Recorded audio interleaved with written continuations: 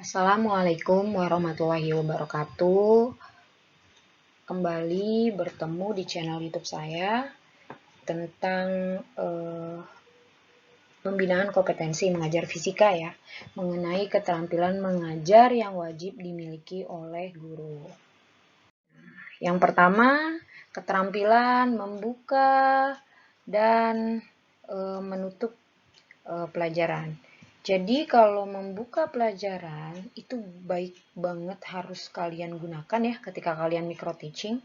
Karena keterampilan membuka pelajaran merupakan kunci dan seluruh pembelajaran yang harus dilaluinya. Sebab jika seorang guru kalau di awal pembelajaran itu tidak mampu menarik perhatian siswa, maka proses tujuan pembelajaran tidak akan tercapai dengan baik. Terus, kegiatan membuka pelajaran tidak hanya dilakukan oleh guru pada awal pelajaran, tetapi setiap awal kegiatan inti pelajaran. Misalnya, kalian bagaimana cara mengemukakan tujuan yang akan dicapai, menarik perhatian siswa, terus memberi acuan, mengingatkan kembali pelajaran yang lalu, dan menghubungkan dengan bahan yang akan diajarkan atau apresiasi. Jadi, saat membuka gitu ya, boleh kalian awali dengan doa, boleh kalian awali dengan sapa, boleh kalian awali dengan absen gitu ya. Jadi, gimana sih caranya membuat menarik siswa gitu, apalagi pelajaran fisika gitu kan, gimana sih biar sangat menarik. Jadi di awal itu, pembukaan itu adalah merupakan penilaian awal para siswa kepada kita sebagai seorang guru. Selanjutnya ada keterampilan menutup gitu ya, dimana membuka ini menutup gitu ya. Kalau menutup itu tidak boleh tiba-tiba. Kalian harus pertimbangkan sebaik mungkin agar sesuai. Misal pembelajaran satu kali pertemuan 45 menit, berarti 5 menit sebelum kalian tutup, itu kalian harus bisa menutup dengan baik. Bisa dengan doa gitu ya. Terus dengan komponen prinsip dalam menutup pelajarannya itu merangkum pelajaran gitu ya. Terus juga memberikan ringkasan. Nah, inti dari menutup pelajaran adalah yang pertama merangkum dan meringkas inti pokok pelajaran, mengonsolidasikan perhatian siswa gitu ya. Jadi kita menarik perhatian siswa pada masalah pokok pembahasan yang kita ajarkan agar informasi dapat diterima dan meningkatkan, membangkitkan minat dan kemampuan terhadap pelajaran selanjutnya gitu. Karena kan pelajaran fisika pasti continue gitu kan. Ada beberapa materi yang saling berhubungan. Terus memberikan tindak lanjut berupa saran-saran agar materi yang baru dipelajari gitu ya. Jadi mereka bisa paham gitu ya setelah penutupan. Jadi kalau setelah membuka, nutupnya juga jangan tergesa-gesa. Kita beri kesempatan kepada mahasiswa untuk bertanya gitu ya. Atau kita bisa menyimpulkan apa yang sudah kita ajarkan gitu ya. Walaupun tidak banyak, setidaknya mereka paham. Untuk selanjutnya yang kedua, keterampilan menjelaskan. Nah, ini merupakan menjadi PR bagi guru, terutama kita guru fisika. Jadi keterampilan menjelaskan dalam pembelajaran adalah penyajian informasi secara lisan yang dikelola secara sistematis untuk menunjukkan adanya hubungan antara satu dengan yang lainnya.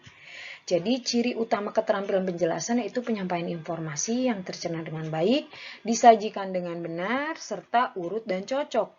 Gitu ya. Menurut Wardani tahun 84, prinsip-prinsip penjelasan antara lain penjelasan dapat diberikan di awal, di tengah, atau di akhir. Penjelasan harus relevan dengan tujuan pembelajaran kalian. Misal kalian menjelaskan tentang materi fluida, berarti kalian menjelaskan tentang fluida.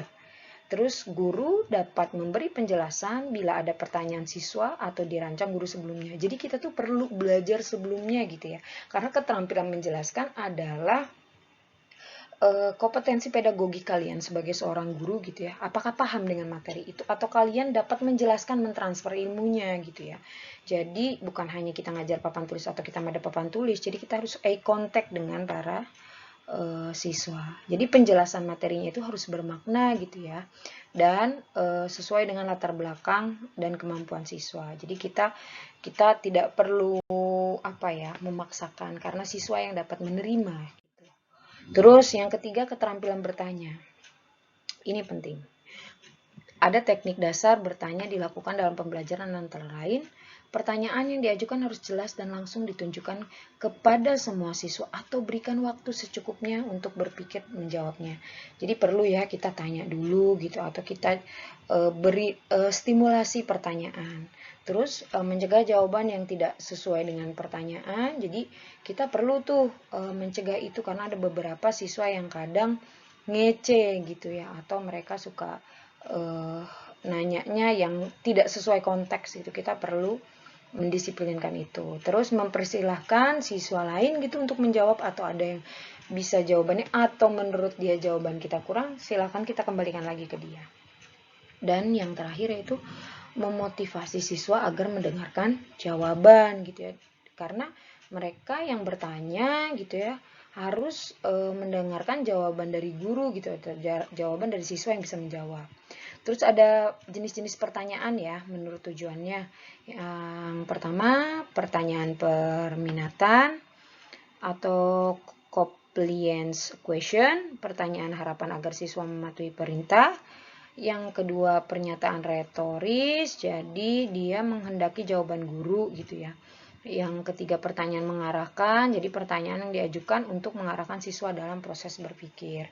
Yang keempat, pertanyaan menggali, jadi pertanyaan lanjutan gitu ya, yang akan mendorong siswa untuk lebih mendalami jawabannya.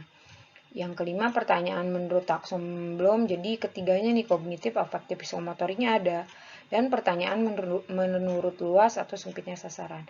Ini bertanya ini sesuai dengan materi fisika gitu ya, atau kalian random question gitu ya, pertanyaan yang acak, nggak harus semuanya ini dipakai, tapi setidaknya kalau dalam mengajar itu harus ada tanya jawab, harus ada interaksi sama mereka. Oh iya, kalau misalnya materi fluida berhubungan dengan kehidupan sehari-harinya di kehidupan tentang apa ya gitu kan. Oh iya, ternyata kalau misalnya mengapung, menyelam, dan tenggelam itu kan termasuk gitu ya. Oh seperti itu. Oke, banyak ya materi-materi lainnya. Terus keterampilan memberi penguatan. Nah itu yang tadi sudah saya jelaskan sebelumnya. Kuatkanlah dengan kehidupan sehari-hari atau fakta-fakta yang ada. Jadi penguatan adalah segala bentuk respon, apakah bersifat verbal, yang merupakan bagian dari modifikasi tingkah laku guru terhadap tingkah laku siswa, yang bertujuan untuk memberikan informasi atau umpan balik ya, feedback bagi si penerima siswa atas perbuatannya sebagai suatu dorongan ataupun koreksi. Tujuan keterampilan memberi penguatan yaitu meningkatkan perhatian siswa pada pelajaran, meningkatkan motivasi belajar siswa, memudahkan siswa untuk belajar, meminimalisir ini ya tingkah laku siswa yang negatif dan membina tingkah laku positif siswa. Jadi kalau kita meyakinkan yang tadinya ragu jadi dia lebih pasti, lebih tahu, yang tadinya dia tahu jadi makin tahu dan lebih berpikir kritis gitu. Terus yang kelima, keterampilan menggunakan media pembelajaran. Nah, media pembelajaran adalah sarana pembelajaran yang harus digunakan sebagai perantara dalam pembelajaran untuk mempertinggi efektivitas dan efisiensi dalam mencapai tujuan pembelajaran. Adapun tujuan keterampilan menggunakan media pembelajaran antara lain A. Memperjelas penyajian pesan agar tidak terlalu verbalitas. Jadi kita harus nih memanfaatkan media.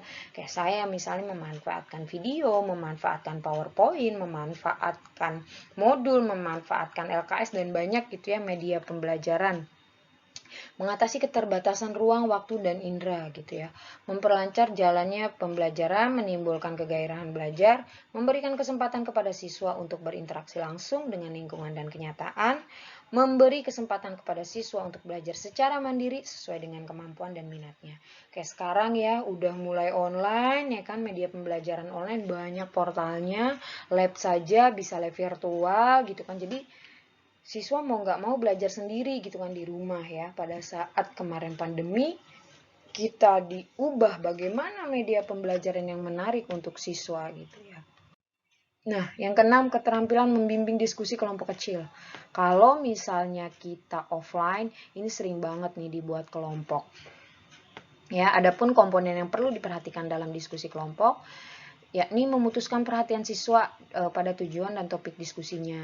Jadi ini merumuskan tujuan ya, topiknya apa yang harus didiskusikan, mengumpulkan masalah, catat kesalahan gitu ya. Terus memperluas masalah. Jadi kalau misalnya kelompok itu mereka banyak gagasan, punya ide gitu ya. Jadi mereka bisa sering menganalisis pendapatnya gitu ya. Terus alasannya dan dasar yang kuat memperjelas hal-hal yang disepakati. Meluruskan alur berpikir siswa karena tiap siswa itu mempunyai cara pikir yang berbeda. Mencakup mengajukan beberapa pertanyaan, menantang gitu ya. Contoh-contoh verbal atau kita lebih ke discuss gitu ya, dan memberi dukungan gitu ya kepada pendapat siswa yang penuh perhatian, memberikan kesempatan untuk berpartisipasi, diskusi, jadi dia memancing semangat berpikir siswa, memberikan kesempatan yang belum berbicara, mengaturnya jalan diskusi dan mengomentari pendapat yang dikemukakan. Terus yang terakhir, menutup diskusi kegiatan dalam membuat rangkuman hasil diskusi, menindaklanjuti hasil diskusi dan menilai hasil diskusi gitu. Jadi kita perlu ada prototype atau hasil dari yang mereka diskusikan itu apa. Kan kalau untuk anak SMA cocok gitu ya. Selanjutnya keterampilan mengelola kelas. Nah ini, pengelolaan kelas ini keterampilan guru untuk menciptakan dan memelihara kondisi belajar yang optimal dan mengembalikan apabila terjadi gangguan dalam pembelajaran ya. Jadi kalau misalnya komponen itu keterampilan mengelola kelas. Yang pertama preventif adalah yang berkaitan dengan kemampuan guru dalam mengambil inisiatif dan mengendalikan pelajaran. Jadi kalian memang jadi center gitu ya. Jadi harus mampu inisiatif. Ada kejadian apa langsung cepat, ada kejadian apa langsung peka. Nah ini represif, yaitu berkaitan dengan respon guru terhadap gangguan siswa yang berkelanjutan. Jadi misal adanya remedia gitu ya, atau mengembalikan kondisi belajar yang optimal. Ini perlu gitu adanya remedial atau revisi gitu ya untuk siswa.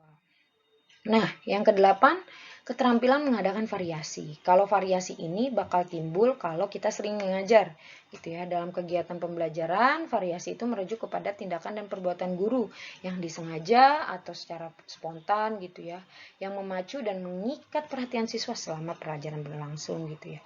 Tujuan utamanya variasi adalah untuk mengurangi kebosanan siswa, gitu ya. Jadi mereka itu terpusat ke kita, gitu ya, perhatiannya. Adapun komponennya yaitu 3 kelompok, variasi dalam cara gaya mengajar guru gitu, cara variasi menggunakan media atau alat pengajaran yang baru gitu, atau setiap materi fisika nggak mungkin monoton kita ngejelasin mulu, harus ada praktikum lah, harus ada video lah, harus ada banyak lah ya media pembelajaran yang bisa dimanfaatkan gitu ya alat pengajarannya. Terus pola interaksi dan kegiatan siswa. Interaksi itu lebih bagus kita eye contact atau kita sering.